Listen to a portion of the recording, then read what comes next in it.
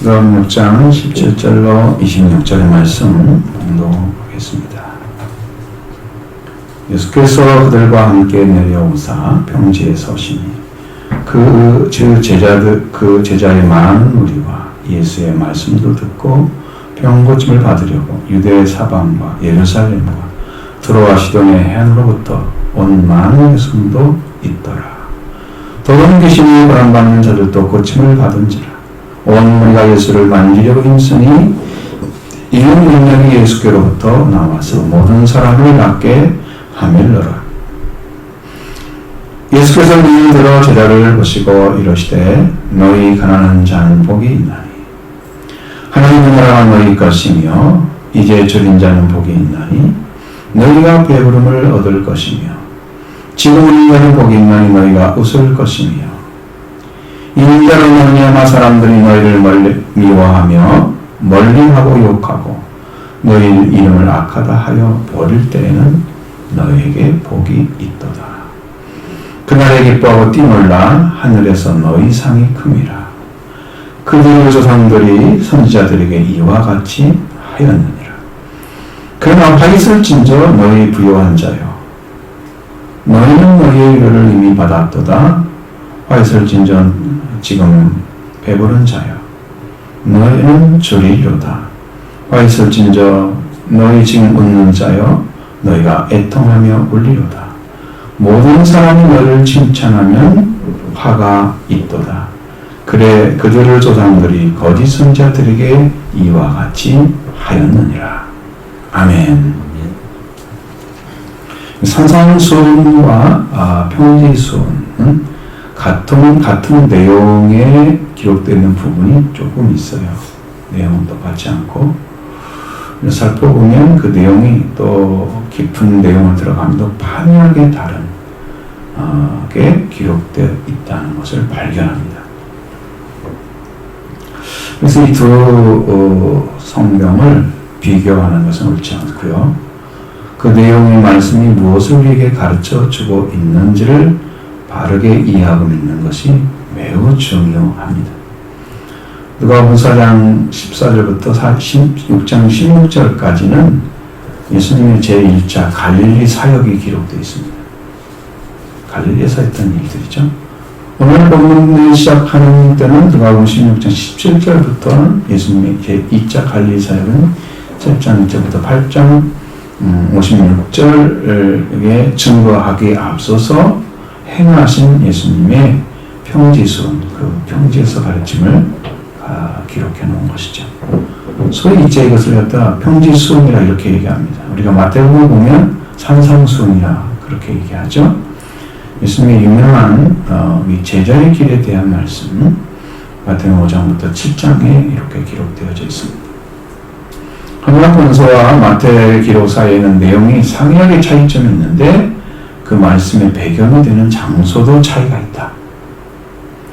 마태는 예수님 설교하신 말씀하실 가르칠 때의 장소가 산 위에 마태복음 5장 1절에 말씀을 보면 그렇게 해서 소개하고 있죠. 그에 반해서 누가는 평지라고 17절에 기록된 것처럼 소개하고 있습니다. 신학자들 중에서는 이제 마태복음의 산상수훈과 우리 본문의 본설의 말씀을 구분짓기 위해서 편의상 평지수훈이다 이렇게 이제 이름을 지어놓은 거예요. 우리가 꼭 그렇게 부를 이유는 없지만 평지수훈은 이제 이 말씀은 20절부터 26절에는 축복과 화에 대해서 기록해놓고 27절부터 36절에는 원수에 대한 사랑의 법에 대해서 기록해놨고 37절부터 42절에는 비판에 대한 교훈을 말씀하시고 43절로 45절에는 행위의 증거인 열매에 대해서 말씀하시고 46절에서 49절에는 지혜로운 건축자와 어리석은 건축자 내용을 기록해놨어요. 그리고 이렇게 이처럼 예수님의 가르침이 복받을 자에 대한 언급을 시작해서 지혜로운 건축자, 어리석은 건축자에 대한 언급으로 끝나는 점을 했을 때 거의 산상수훈과 동일하게 짜여져 있죠. 말씀이.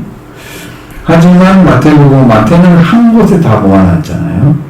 5장부터 7장 사이에 다 모아놨죠. 누가는 예수님이 이런 말씀을 누가복음 6장 20절부터 49절, 11장 2절로 4절, 12장 58절 59절, 13장 26절 27절, 14장 34절로 35절, 16장 17절 이렇게 여러 군데 나눠서 기록이 된 거예요. 다르게 예수님의 가르침에 대해서 단 한 번에 기록하지 않고, 아마 이 말씀은 마태는 이렇게 편집을 한 것은 이제 성령 역사죠.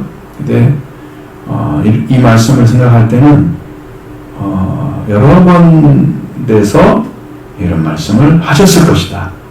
여러 번 나눠서 하셨을 것이다. 그렇게 보입니다. 오늘 본문에는 왜 평지순이라고 말씀을 드리고 말했는지를 먼저 말씀을 드립니다. 17절로 19절의 말씀입니다. 예수께서 그들과 함께 내려오사 평지에 서시니 제자의 많은 무리와 예수의 말씀을 듣고 병고침을 받으려고 유대 사방과 예루살렘과 두로와 시돈의 해안으로부터 온 많은 백성도 있더라. 그러면 귀신에게 고난받는 자들도 고침을 받은지라 온 무리가 예수를 만지려고 힘쓰니 이는 능력이 예수께로부터 나와서 모든 사람을 낫게 함이로라. 아멘. 여기 17절에 보면 평지라는 말이 나오죠. 평지의 서신.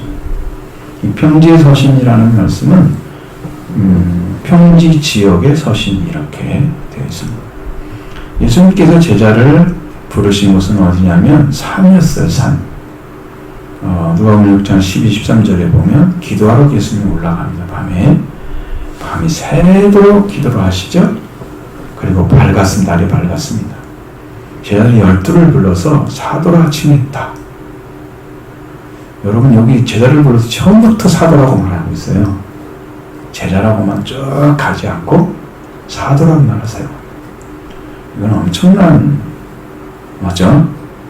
성경에 그런 말씀들 누가복음에 나와 있는 가끔씩 사도라고 예수님을 그렇게 칭하는 내용들이 들어있어요. 누가복음의 특징입니다. 자, 예수님께서 기도하러 가셔서 밤이 새도록 하나님께 기도하시고 날이 올 때, 즉 날이 밝아졌을 때 그 제자를 부르고 그 중에 10절을 택하여 사도라 칭했다. 그 사도들의 이야기가 14절 16절에 기록되어 있죠. 사도들의 그 이름들이. 그리고 17절에 그들과 함께 내려오셔서 평지 지역에 서셨다. 이렇게 말씀하고 있습니다. 그리고 예수님께서 산에서 내려오셔서 평지 지역에 서시니 그의 제자의 많은 무리와 예수님의 말씀도 듣고 병고침을 받으려고 유다 사방과 예루살렘과 들어가시던 해안으로부터 온 백성도 있었다. 여러분 여기 예루살렘, 유대 여기는 괜찮겠어요? 오시니까 보면은 바로 볼 수 있죠? 근데 왜 이렇게 말씀하지 않고 두로와 시돈으로부터 해안으로부터 온 사람이 있었다 그런 얘기를 해요. 그러니까 여기 등장하지 않는 지역이 가끔씩 나옵니다. 그건 예를 들어서 이제 거의 이스라엘 북부지방과 연결되어 있는 도시들이에요. 이 두로는 페니키아예요. 페니키아에 있었던 가장 유명한 고대 성읍입니다. 그래서 지중해 동해에 위치하고 있습니다. 이스라엘에서 멀지가 않아요. 땅이 시돈이 한 32km 남쪽으로 이렇게 있는데 두로는 원래 본토에서 떨어진 550m 정도는 암석으로 만든 작은 성이었습니다. 그런데 이 땅을 알렉산더 대왕이 정복을 했던 거죠. 고대 그리스의 왕국 마케도니아 왕국의 아르게다이 정조의 26대 군주이고 아스텔레스의 제자였던 알렉산드로스 대왕. 이거 영어식으로 발음하니까 알렉산더가 됐어요. 이 사람이 바로 이곳을 정복을 하게 되는데 이 섬이니까 정복하기 어렵잖아요. 그러니까 거기 정복할 때 방파제 형태로 거기를 쭉 쌌습니다. 들어갔죠? 그 후에 거기를 다 메워버립니다. 방파제 있는 지역 그 부분들을 메워서 우리 지금으로 말하면 간척지 같지. 그래서 여기가 그냥 육지가 된 거야. 성경에는 그래서 두로 지방이 육지에 나와있지, 섬으로 나와있잖아요. 원래는 섬이에요. 그것이 그렇게 만들어져 있어요. 그래서 섬이었던 곳이 육지로 바뀌었죠. 시돈이라는 곳은 두로와 베이루트 대략 중간 지방에 있지 않은데, 여기에 페니키아의 성읍인데, 이 지중해로부터 돌출한 언덕이 있는 곳이에요. 근데 신약에는, 여기 시돈이라는 사람을, 시돈이나 시돈 사람, 이스라엘 예언자나 그 예언에 관련돼서 나오는 것 외에는 헤롯 왕이 했던 이야기 한 가지 밖에는 기록되어 있지 않은 땅입니다. 근데 이게 페니키아의 가장 남단에 있는 항구 도시. 항해술과 장인들이 아주 유명했다고 하는데, 근데 이게 왜 그분들이 왔을까? 성경을 보니까 예수님 자신도 시돈에 가셔서 시돈 사람들에게 설교를 하셨어요. 무슨 내용 설교는지 안 나와요. 근데 설교하셨다고 나온단 말이에요. 그러니까 그들에게 가서 말씀을 전했던 일들이 있었기 때문에 예수님을 익히 알고 있었다는 거죠. 그래서 그들이 이렇게 찾아온 거죠. 예수 그리스도가 두로와 시돈은 예수 그리스도가 계실 때 시리아의 총독의 지배를 받고 있었던 때였습니다. 그리고 이제 그들도 같이 왔는데, 예수님께서 평지지에 섰을 때 유대 지방과 예루살렘과 두로와 시돈의 해안으로부터 온 백성들이 있었다고 말씀하고 있습니다. 자, 두로와 시돈은 이방 지역이에요. 그럼 믿는 사람을 더 볼 수 있죠? 그런데 불신의 지역에서 그때 예수님을 찾아왔다는 것은 그중 예수님 말씀을 듣고 깨어있는 자들이 있었다는 것을 말하고 있습니다. 여러분, 예수님을 찾아가는 것과 찾아가지 않는 것은 엄청난 차이예요. 세상도 그렇잖아요. 여러분, 공중파 한번 타면 사람들이 유명해지죠? 꼭 그와 같아요. 한 번 딱 나오면 커지잖아요. 이 사람은 반응이 나타나잖아요. 그리고 좋으면 계속 나오잖아요. 반응이. 예수님 한번 가서 말씀 딱 전했는데 거기에 감동받는 사람들이 자기 얘기하고 또 얘기하고, 그래서 사람들에게 같이 가게 된 거죠. 예수님은 능력 있는 분이야. 병도 고치고 말씀도 들어가자. 이런 데려온 거죠. 거기에서는 더러운 영을 가지고 있는 사람, 더러운 영에 의해서 병이 들은 사람들, 이런 사람을 다 고침받습니다. 그 사람들이 와가지고 예수님을 만지려고 노력을 하는 거예요. 왜? 능력이 예수님도 나오니까 그분을 만지고 싶어서, 병 고침 받고 싶어서, 모든 사람을 낫게 하는 그 예수님의 능력 때문에 만지려고 했어요. 아주 노력을 했다. 그리고 권능이 나와서 모든 사람을 낫게 했기 때문에 그렇습니다. 그리고 예수님은 그 병 고치고, 그리고 부정하게 고난받는 자를 고치시는 일을 계속 한다고 하면 그냥 병 고친 자로 끝나겠죠? 근데 그것이 아니고 예수님은 평지에 서셔서 말씀을 하시고 계셨던 거예요. 그럼 20절부터 시작되는 거죠. 다시 보시죠. 20절. 예수께서 눈을 들어 제자들을 보시고 이르시되 너희 가난한 자는 복이 있나니 하나님 나라가 너희 것임이요. 아멘. 예수님은 눈을 들어 제자들을 향해서 말씀하고 계셨다라는 거예요. 예수께서 눈을 들어 올리시고 제자들을 향하여 말씀하시기를 가난한 자들아 복되니 하나님의 왕국이 너희에게 주어진다. 이렇게 말씀하신 거예요. 여기에서 한국 사람들이 혼돈하기 쉬운 거, 가난이라는 말을 성경이 말하고 있는 가난을 이해하지 못하고 일반적인 가난을 거기다가 갖다 붙이죠. 그 가난이란 말이 무슨 말인가 몰라. 근데 영이 가난하다 이 말은 좀 알아들어요.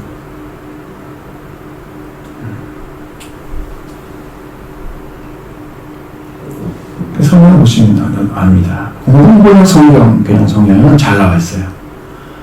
뭐라고 하냐면 그때 예수께서 저를 바라보시며 말씀하셨다. 가난한 사람들아, 너희는 행복하다. 하나님 나라가 너희의 것이다. 이렇게 되어 있어요. 하나님 나라가 너희의 것이다. 천주교와 개신교가 같이 번역을 했기 때문에 공동 번역이라 그러는데 그 공동 번역은 하나님을 하느님으로 천주교를 좀 반영을 해줬죠. 그렇게 해서 번역을 했습니다. 하나님의 왕국이죠. 원어에는 거기에 원어에 혹교를 붙여가지고 사용을 했습니다. 복이 있는이라는 단어는 마카리오스입니다. 복된, 행복한, 다른 말이 없어요. 그러니까 행복하니 아니면 복되니 이렇게밖에 번역이 안 되죠. 너희라는 말을 쓸 수가 없죠 원래. 그런데 그걸 안 써주면 정확히 주어가 없는 것처럼 보이니까 다 너희를 삽입을 했어요. 이것은 주격 복수를 사용해서 복되니 라고 말씀하고 있습니다. 가난한 사람들아 라고 번역을 했죠. 올바른 번역이에요. 다른 성경은 전혀 그리 없습니다. 가난한 사람들아 복되니 하나님의 왕국이 너에게 주어진다. 이렇게 말씀합니다. 현재형으로. 지금. 그러니까 나중에 가난해지는 거 이거 아니고 지금 가난한 자들. 그러니까 우리가 여기에서는 가난한 자들이면 자들이 지금 가난한 자이면 하나님의 왕국을 받는 복된 자들이다. 예수님은 그걸 선언하신 거예요. 마태복음 3절에는 심령이 가난한 자들은 복이 있나니 이랬잖아요. 그 심령이라는 말은 푸념하고 영입니다. 그냥 영. 영이 가난한 자들은 복이 있다고 정확하게 말씀하셨습니다. 우리의 영이 다른 영과 관계가 끊어진 상태로 하나님께 돌아와 있는 사람들은 하나님의 성령에 인침받은 거죠. 하나님의 것이죠. 그래서 하나님 나라가 하나님의 왕국이 그들의 것입니다. 주어지는 거예요. 가난해져야 돼요.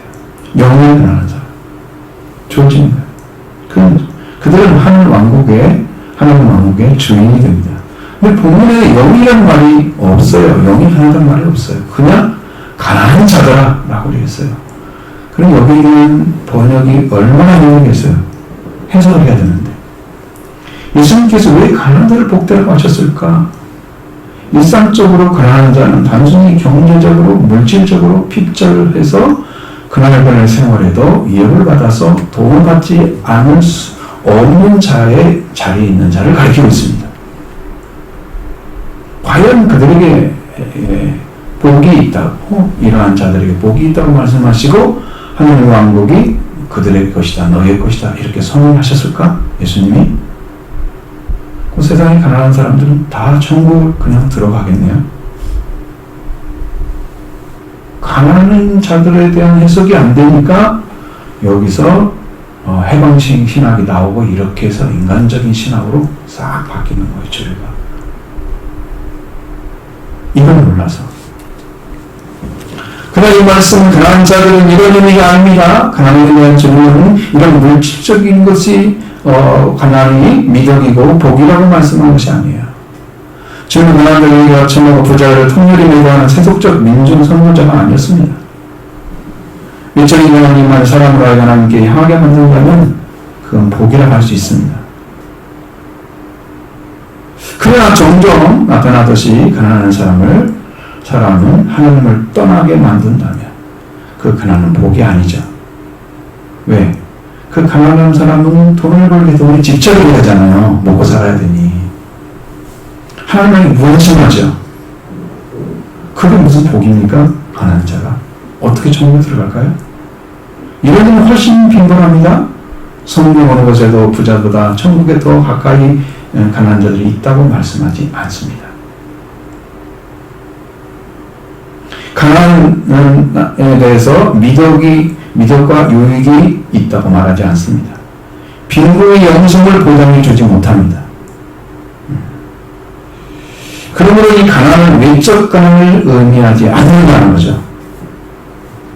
또 6장 전체를 보면 주님은 가난에 대한 말씀은 세속적인 마음에 지배를 받지 않고 있는 자를 의미하고 있습니다. 세상의 복에 의존하지 말라는 것입니다. 유대인은 자기를 구원하기 위해서 자기는 무엇도 하나도 어느 하나도 자기에게 의지할 것이 없어서 그 구원을 받기 위해서 도움받지 않을 수 없는 자를 밝히고 있습니다. 오직 구원에 대한 이야기입니다. 따라서 공로 없는 자라도 돌보신 하나님의 은혜의 선물을 구원을 받지 않고는 선물인 구원을 받지 않고는 구원의 길을 전혀 할 수 없음을 아는 자가 가난한 자입니다. 예수께서 세상에 가난한 자들을 향해서 복되니 하나님 왕국이 너에게 주었기 때문이라 이렇게 세상의 지배를 받고 있는 자들에 향한 것이 아니죠.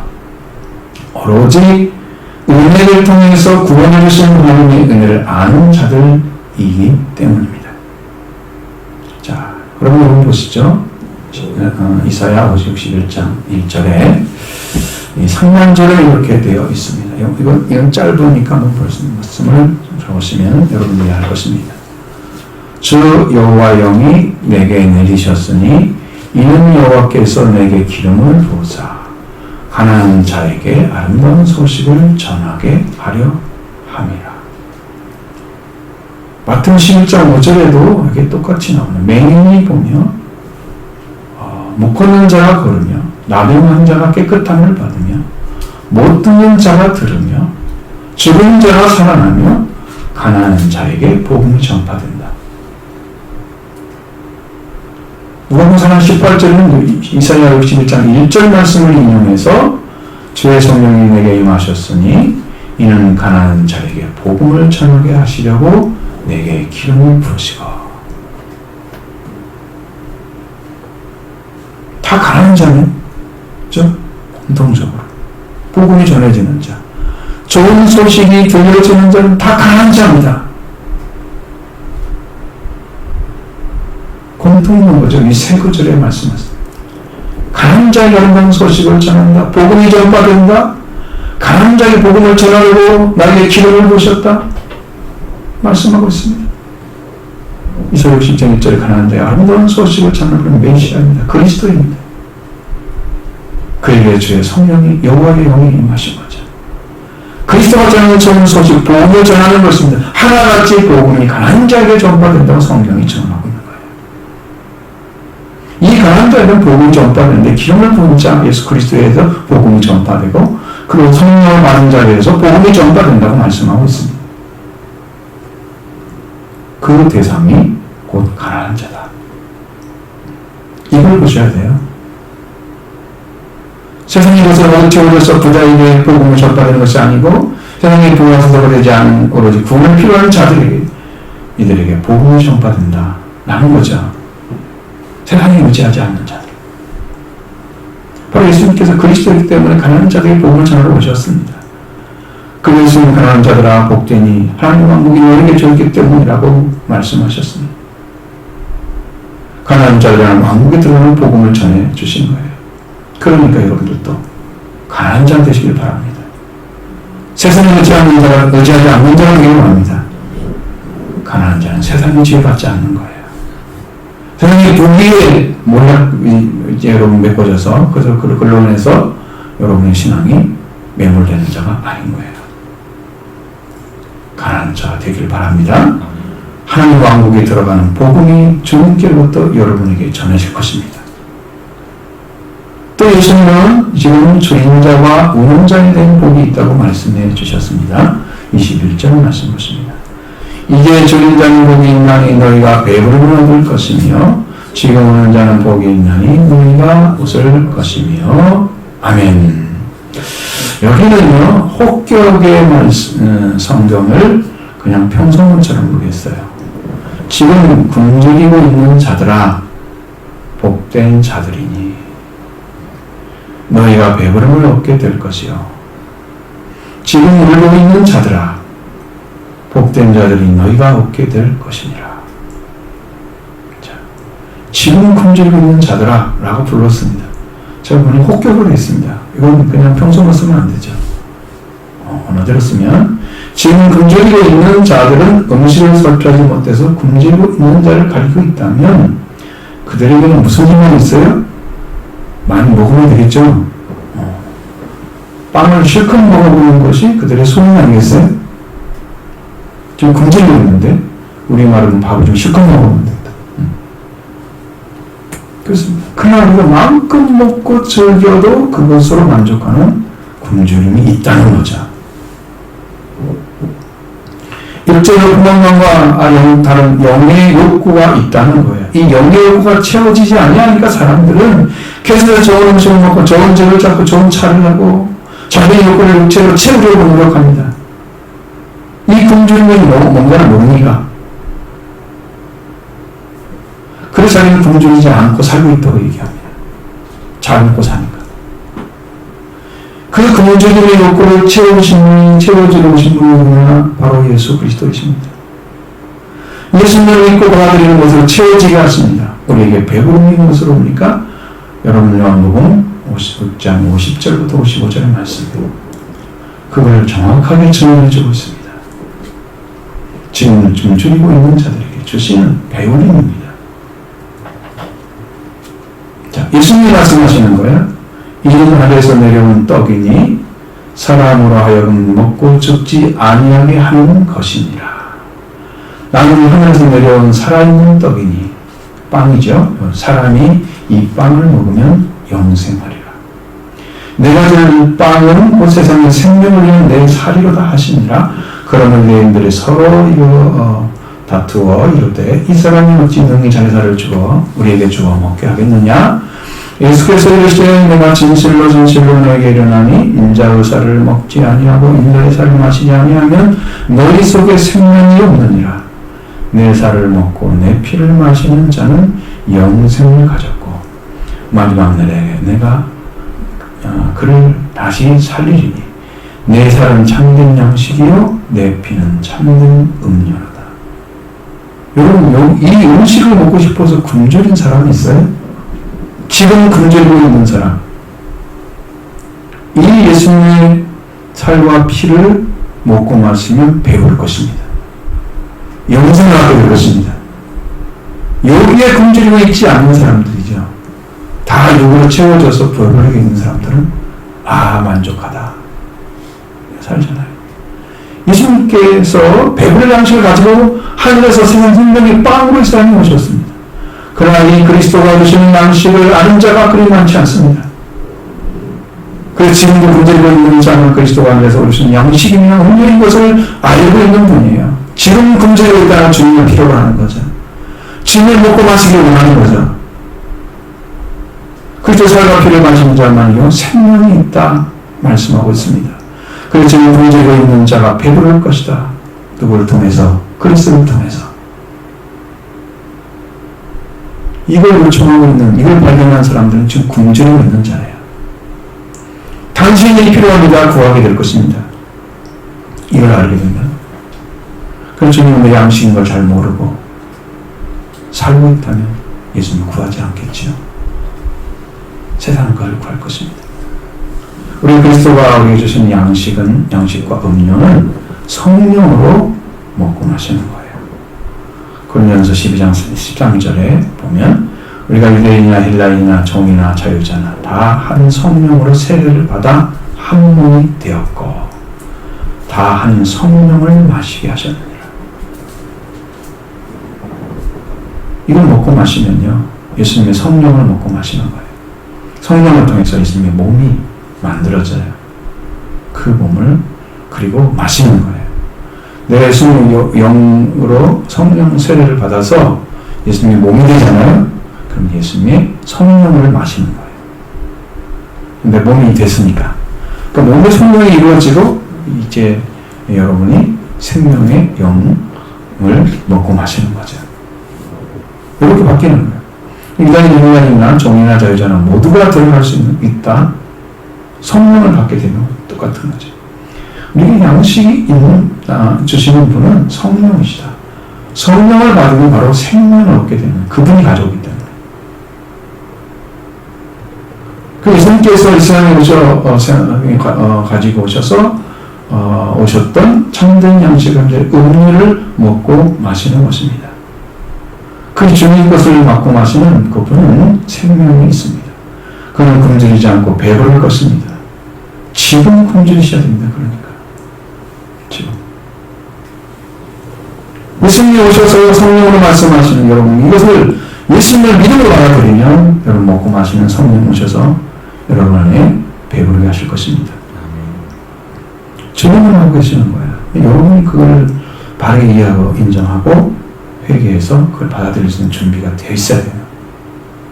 이거 못 참으면 안 됩니다. 영원히 목마른 자는 영원히 분자돼서 멸망받는 거예요. 지금 울고 있는 자들아 복되니 너희가 웃게 될 것이다. 이렇게 말씀하고 있습니다.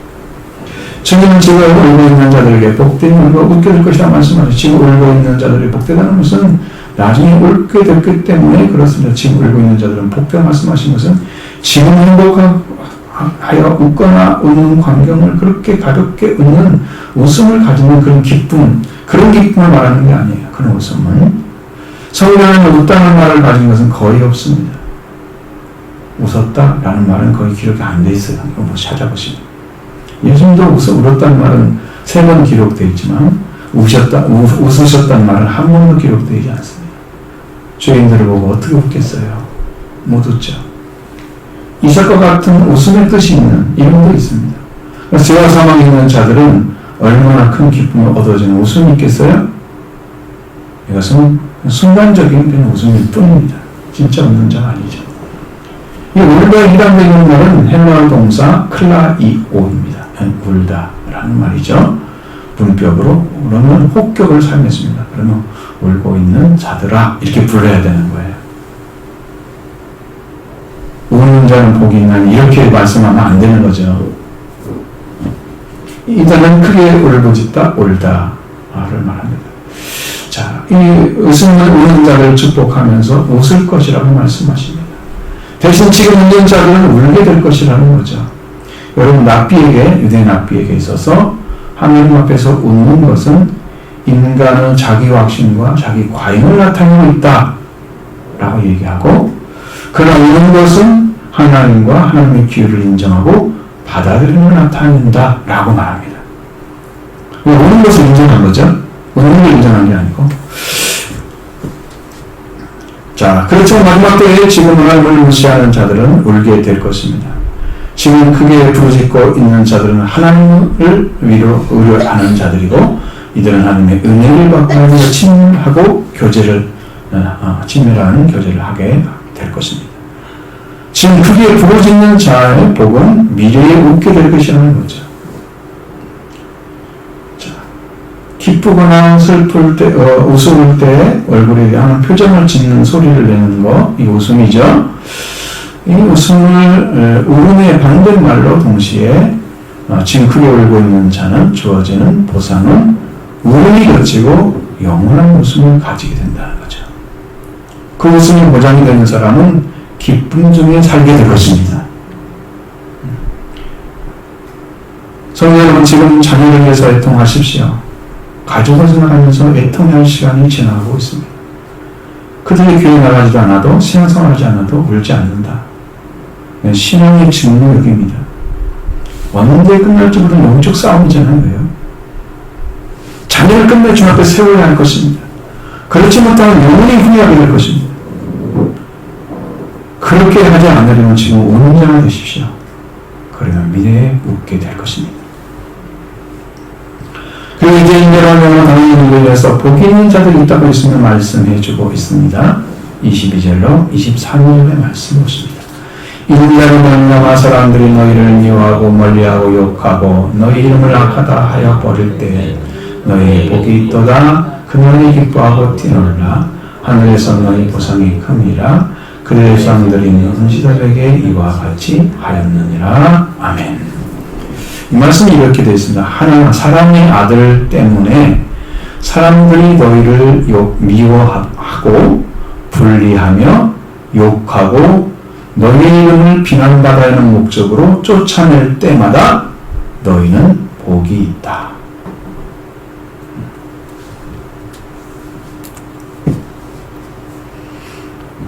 그러니까 사람의 아들, 하나님이시지만 사람이 되셔서 사람의 아들로 태어나신 예수님, 바로 그 사람의 아들 때문에 사람들이 너희를 미워하고 분리하고 욕하고 너희 이름을 비난받아야 할 목적, 쫓아낼 때마다 비난을 받아야 할 이름이야 라고 그 목적을 두고 쫓아내는 거예요. 너는 들어오면 안 돼. 아주 못된 사람처럼 쫓아내는 그런 사람의 복이 있다는 거죠. 인여 때문에.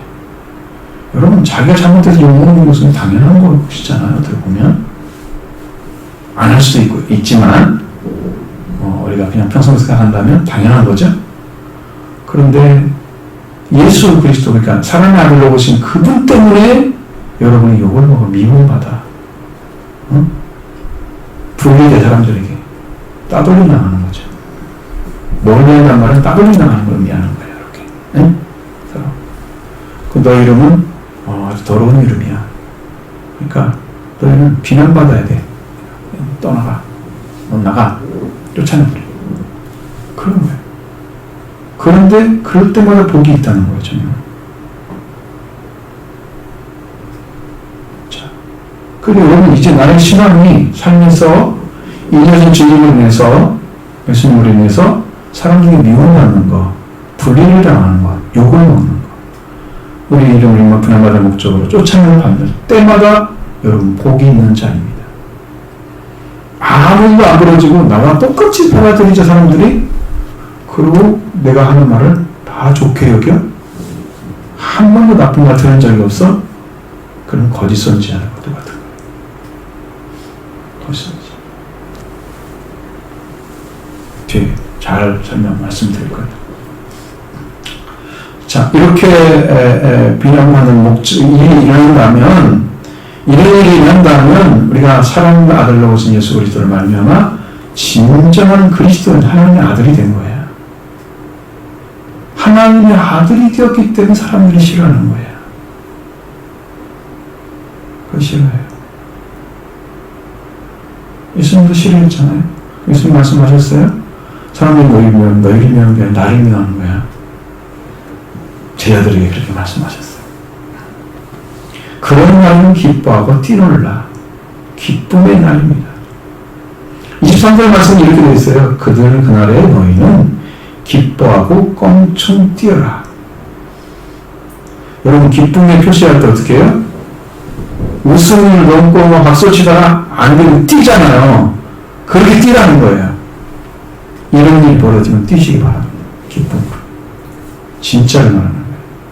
가짜는 이런 일 안 말하죠. 사람이 중에 비난을 안 받아요. 미움받지 않죠. 욕도 안 먹어요. 네, 그들과 비슷하니까. 합쳐질 수 없는 거예요. 그러냐면 하늘 안에 너희의 보상이 참으로 크다.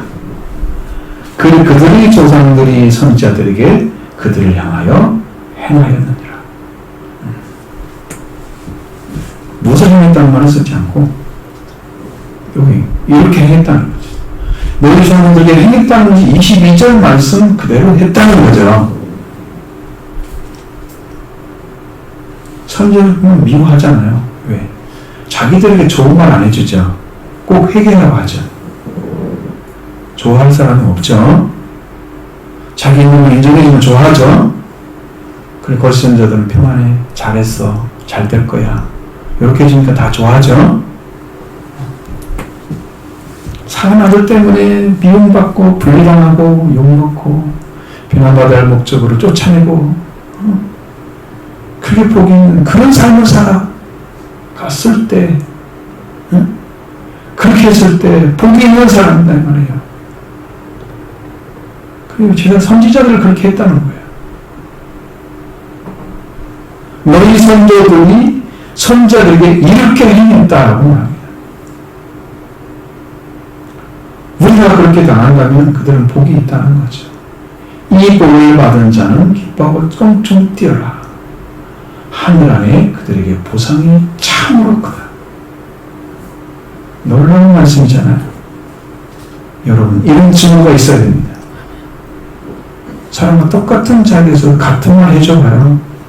여러분, 아무런 차이가 없어요. 그리스도인인지, 그냥 일반인인지 차이가 없어요. 이러면 안 되죠? 분명한 차이를 가지고 있어야 됩니다. 말의 차이가 있어야 되고, 의식의 차이가 있어야 되고, 생각의 차이가 분명히 있어야 됩니다. 가치관 차이가 있어야 됩니다. 똑같은 말을 하니까 같이 가죠. 저는 세상에 친구들이 아무도 없습니다. 거의 믿는 친구 하나가 있습니다. 요즘 전화 잘 안 하는데 예전에 전화를 좀 자주 했거든요. 그 외에는 다 끊어졌습니다. 분리됐어요. 이게 안 통하거든요. 그 중에 믿는 사람도 있겠죠, 더러는. 대부분이 안 믿는 친구들이었어요.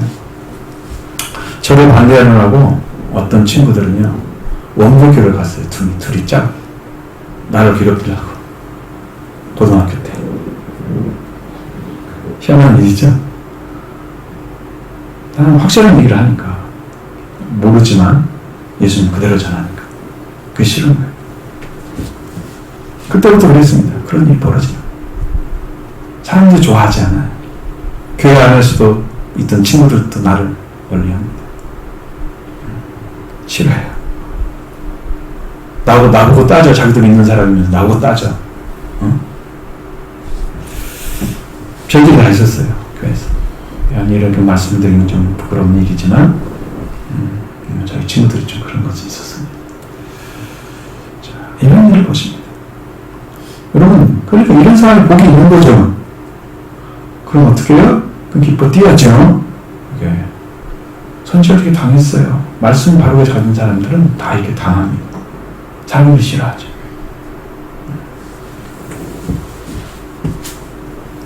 우리가 그렇게 당한다면 여러분 복이 있는 자입니다. 이 복을 받는 기뻐하고 꽁충 뛰어라. 그래서 성경에 뛰노라 그랬습니다. 이리저리 돌아다니면서 노는 것을 말하는 거래요. 이제 어쨌든 그런 사람입니다. 자, 이들에게는 하늘 안에 있는 보상이 참으로 크다. 예수님 때문에 이루어졌으니까요. 여러분이 그 비난 받은 만큼 하늘에 받은 상급이 쌓이는 거예요. 그들을 위해서 십자가를 지면 더 큰 상이 쌓일 것입니다. 자, 그 다음에 화 있는 자에서 말씀하고 있습니다. 자, 24절로 26절의 말씀입니다. 그러나 화 있을진저 너희 부요한 자여 너희는 너희의 일을 이미 받았도다. 화 있을진저 지금 너희 배부른 자여 너희는 저리로다. 화 있을진저 저희 지금 웃는 자여 너희가 애통하며 울리로다. 모든 사람이 너희를 칭찬하면 화가 있도다. 그들의 성들이 거짓 선자들에게 이와 같이 하였느니라. 아멘. 이 말씀은 이제 제가 오늘 보면서 완전하진 않지만 이 말씀 보면 이렇게 번역이 됩니다. 그러나 부요한 너희에게 화가 있으리라. 너희는 너희의 위로를 이미 받았기 때문이다. 지금 만족한 너희에게 화가 있으리라. 너희는 굶주릴 것이다. 너희 지금 웃는 자들아 너희는 애통하며 울게 될 것이다. 모든 사람들이 너희를 좋게 말할 때에는 화가 있으리라. 그들의 조상들이 거짓 선지자들에게 그들을 통하여 참으로 행하였느니라.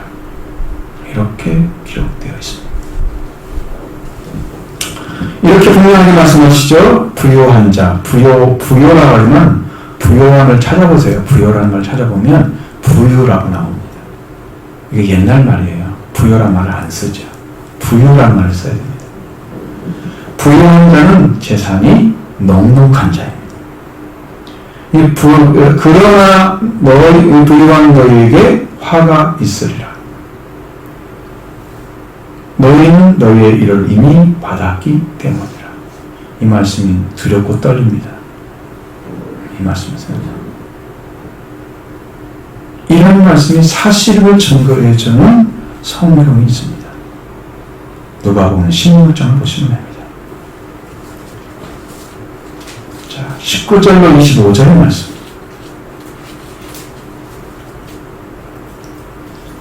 정확하게 어떤 일을 받고 이미 받았는지 부자의 생활에서 볼 수가 있습니다. 한 부자가 있어 자색 옷과 고운 베옷을 입고 날마다 호화롭게 즐기더라. 그런데 사사로라 이름하는 거지가 헌데투성이로 그의 대문 앞에 버려진 채 그의 부자의 상에서 떨어지는 곳으로 배불리려 하며 심지어 그들이 와서 그 헌데를 핥더라. 이에 그 거지가 죽어 천사들에게 받들려 아브라함 품에 들어가고 부자도 죽어 장사되매 그가 음부에서 고통 중에 눈을 들어 멀리 아브라함과 그의 품에 있는 나사로를 보고 불러 이르되 아버지 아브라함이여 나를 긍휼히 여기사 나사로를 보내어 그 손가락 끝을 물을 찍어 내 혀를 서늘하게 하소서 내가 이 불꽃 가운데서 괴로워하나이다. 아브라함이 이르되 예 너는 살았을 때에 좋은 것을 받았고 나사로는 고난을 받았으니 이것을 기억하라. 이제 그는 여기서 위로를 받고 너는 괴로움을 받느니라. 아멘. 이 말씀을 잘 보시면 여러분도 이해가 되시죠? 근데 이제 단어들이 많이 다른 것이 있어서 여러분 잘 보셔요. 주님은 부자와 나사로 비유를 통해서 부유한 자가 왜 화가 있는지를 말씀하신 거예요. 한 부자는 자색옷과 고운 뱃을 입고 날마다 호화롭게 즐기는 생활을 했다. 이 옷은요 귀족의 의상이에요. 응? 귀족들이 입는 옷이에요. 날마다 호화롭게 잔치를 하는 세속적으로 매우 유복한 자였다. 그 부자 집 밖에 있는 나사로는 거지인데 종기가 나서 그의 대 앞에 던져져 있었다. 여기는 버려졌다고 있잖아요. 오늘 보면 던져져 있었다. 인간 취급 못 받았다는 얘기입니다. 전혀 도움받지 못한 그가 부자의 식탁에서 떨어지는 것으로 배불리기를 원했습니다. 그런데 개들이 와서 그 헌들을 핥고 있었다. 볼 것도 그냥 거지처럼 얻어먹고 그 가난한 자를 꼭 좋다고 말하는 게 아니에요. 목적이 다르기 때문이죠. 이 세상에서 이렇게 부자는 자기 생활에 만족하며 살았고 나사로는 거지에서 벗어나지 못하고 살아갔습니다. 결론은 그의 승리가 이 세상에 끝났을 때입니다. 그 사람이 무엇을 추구하는 사람인지를 알 수 있는 시간이 되어버린 거죠.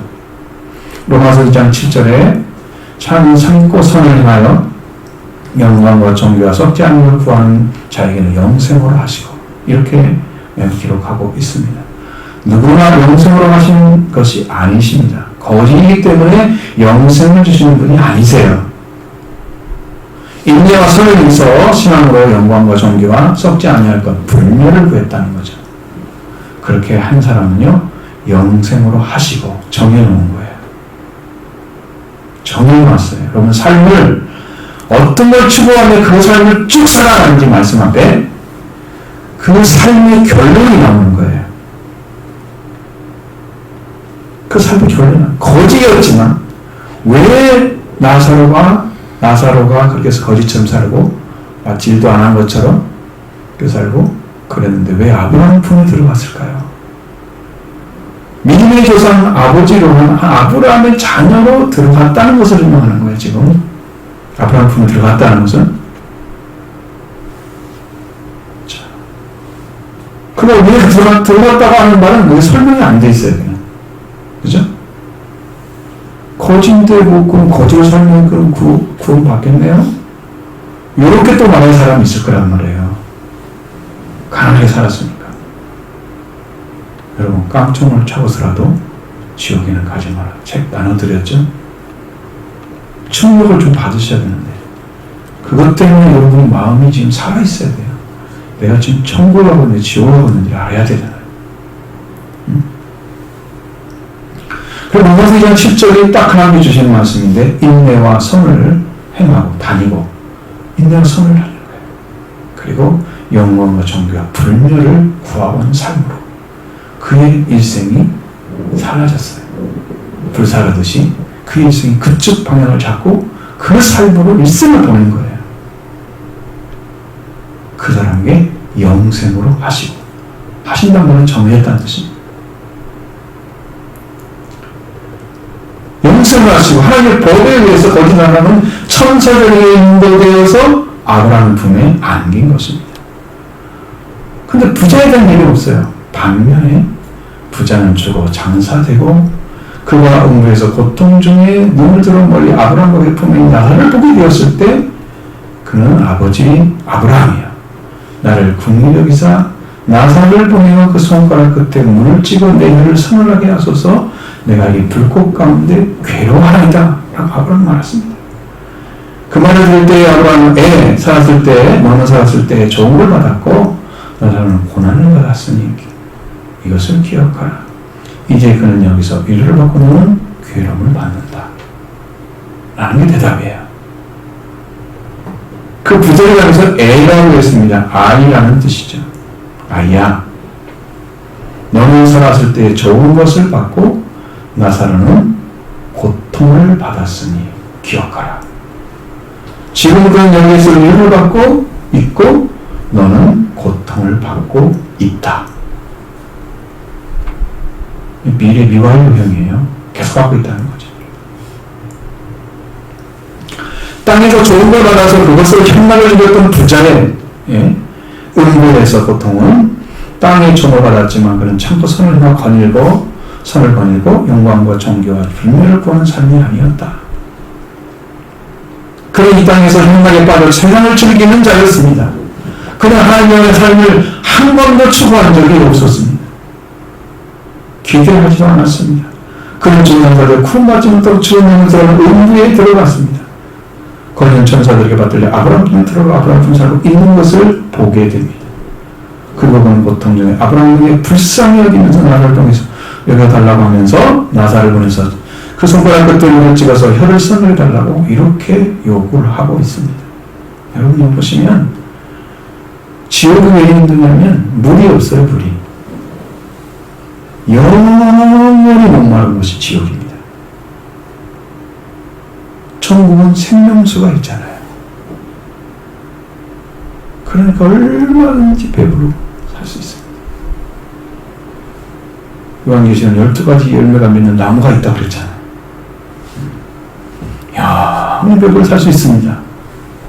그러나 지옥은 물이 없어요. 음물.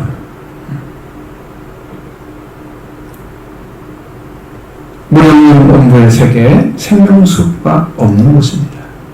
영원 목마른 곳이 음부죠. 아브라함은 너는 살았을 때 좋은 걸 받았다고 얘기합니다. 나사로는 고통을 받았으니 이제 그는 여기서 위로를 받고 너는 고통을 받는다. 라고 말씀하고 있습니다. 부자가 화가 있을 것이라고 했죠. 부유한 자. 바로 영원히 맞을 수 없는 고통에 들어가기 때문에요. 영원히 물을 마실 수가 없는 것이죠. 그 세상에 살면서 생수의 근원이신 하나님을 만났다면 부자와 같은 화는 당하지 않을 것입니다. 그리고 우리가 배부를 것입니다. 예수 그리스도의 양식, 영원한 생명의 양식을 먹게 될 것이기 때문에 우리는 영원히 배부르게 될 것입니다. 부유한 자는 땅에서 이미 위로를 받았기 때문에 위로가 끝난 거예요. 그게 두려운 거죠. 여러분이 크게 위로를 안 받고 살아도 세상껏 만족하고 이렇게 살다가 주님과는 관계없는 삶을 살다가 그냥 믿는 것처럼 안 믿는 것처럼 살다가 여러분 어떻게 해요? 음부에 들어가요. 구절은 이렇게 말씀하십니다. 지금 만족한 너희에게 화가 있으리라. 너희는 굶주릴 것이다. 너희 지금 웃는 자들아 너희는 애통하며 울게 될 것이다. 지금 만족한 너희에게 화가 닥친 것은 굶주릴 것이기 때문이에요. 지금 만족한 자. 그들이 먹고 싶은 것 다 먹고 마실 것 다 마셨습니다. 그들은 부족함이 없는 생활을 하고 유지합니다. 그런 삶은 무엇을 잘못되었다고 누가 얘기할 수 있겠어요? 가서 당신은 이렇게 살면 안 돼 라고 말할 수 있는 사람 누가 있습니까? 이 세상에 가가지고 내가 먹는데 당신이 무슨 상관이야? 할 말이 아무것도 없죠? 복음 전하는 자는 잔소리 해야 됩니다. 말을 해야 됩니다. 이렇게 하면 멸망받습니다. 엄청 좋아하겠죠?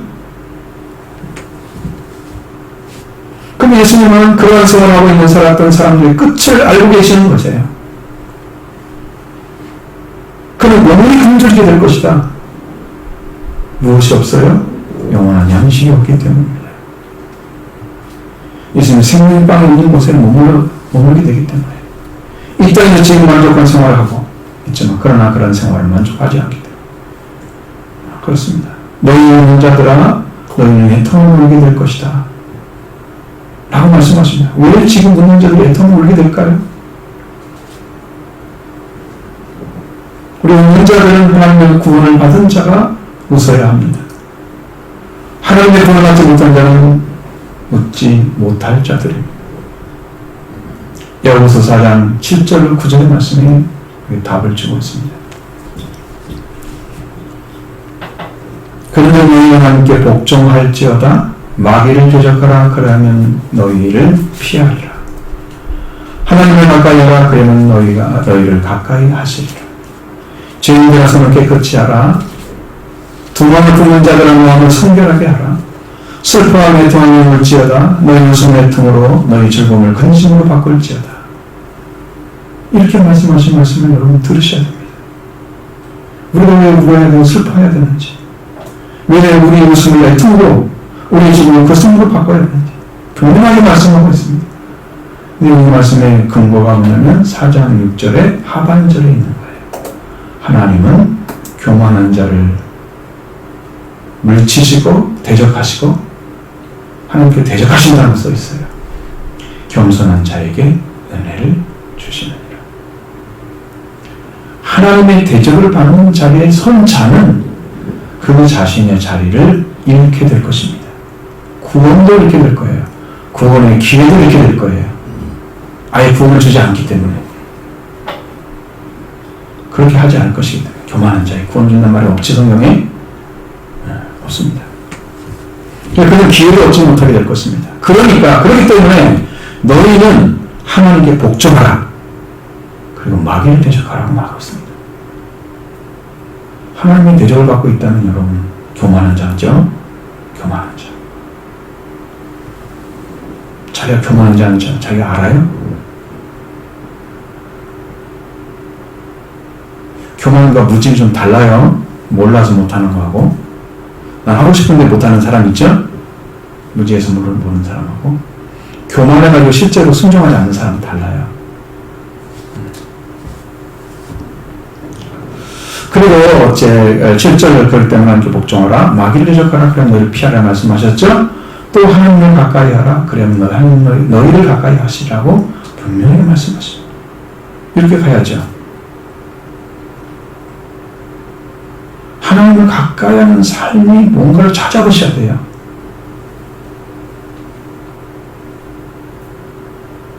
어떤 삶이 가까이 하는 걸까요? 여러분, 부부가 가까이 있는 것은 뭐예요? 항상 같이 있기 때문이죠. 여러분이 하나님과 가까이 하려면 같이 있어야 됩니다.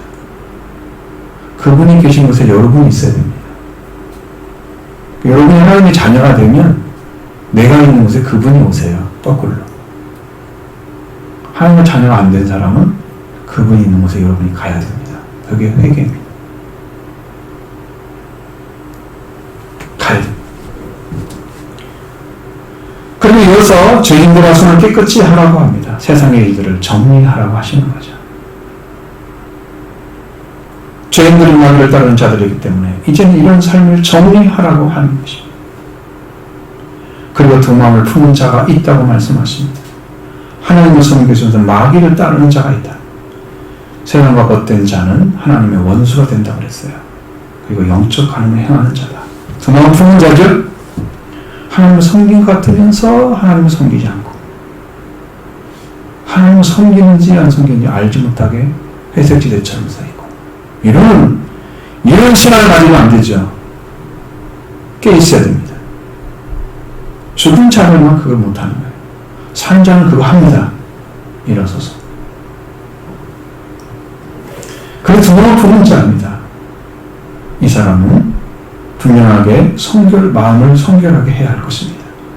순결한 마음, 두 마음을 품은 데서 모임을 받고 하나님께 용서를 받은 자의 마음을 찾아야 됩니다. 마음을 성결하게 하는 거죠.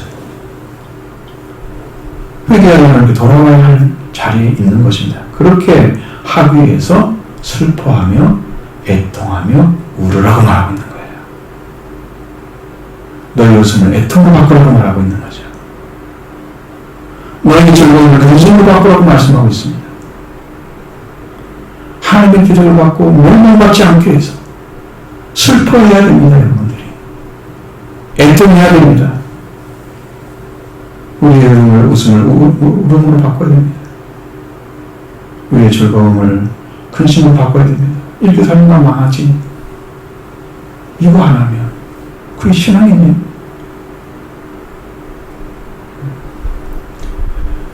살아가고 있는 자신을 발견하고 슬퍼해야 됩니다. 애통하며 울어야 됩니다. 여러분 웃음을 애통으로 바꾸십시오. 즐거움을 근심으로 바꾸시기 바랍니다. 분명히 이 말씀을 들으셔야 돼요. 이 세상에서 웃음을 받은 자는 오직 구원을 받은 자가 기쁨에 웃음 웃을 수 있습니다. 나머지는 다 울어야 되는 거죠. 그래서 지금 웃는 자가 복이 있다고 말씀하시고 있는 거예요. 그들은 웃을 것이다 영원히.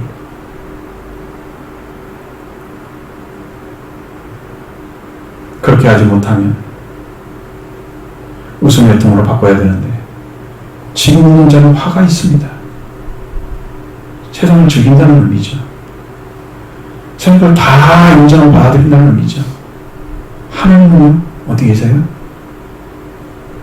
하나님 받아들입니까? 그러니까 웃음을 애통으로 바꾸시기 바랍니다. 회개하시기 바랍니다. 하나님께 구원을 요청하시기 바랍니다. 여기도 함께 있다면 여러분 구원을 받을 가능성이 없어요. 이 말씀도 안 들리는데 어떻게 구원을 받아요?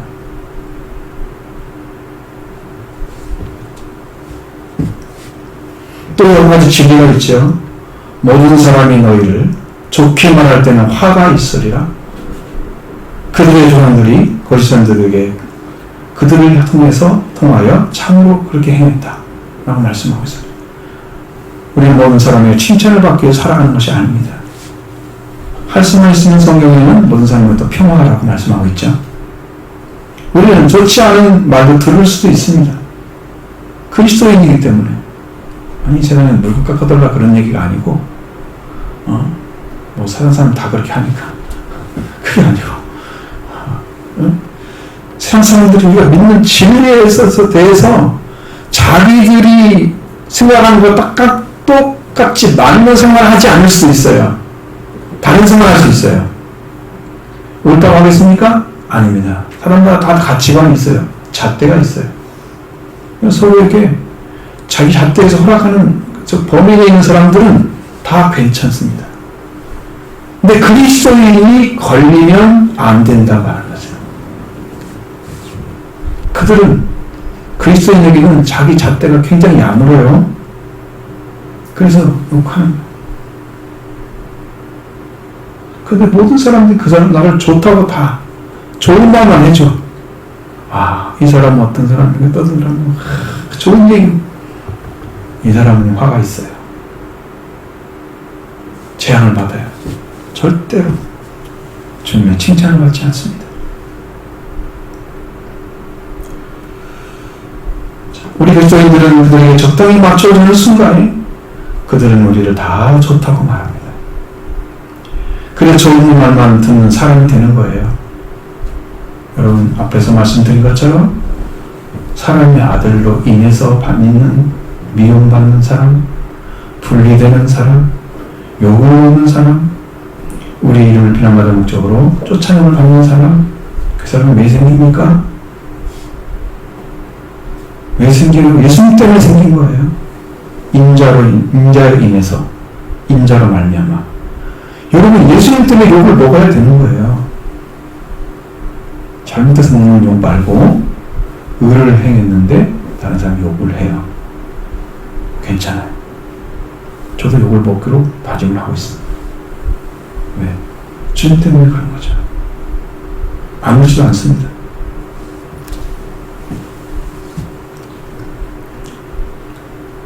예수님 때문에 그런 일이 생겼는데 그런 일을 안 하려고 좋게 맞춰줘 사람들에게 좋은 말만 해줘.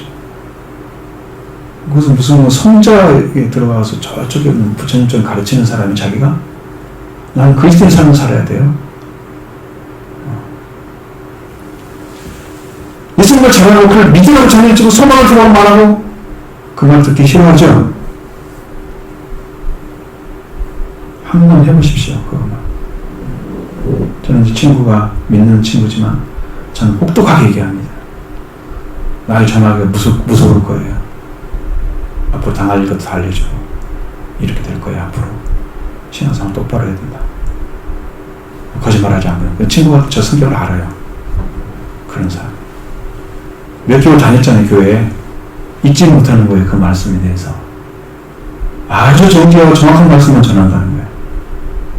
받아들이는 거예요. 인정하고.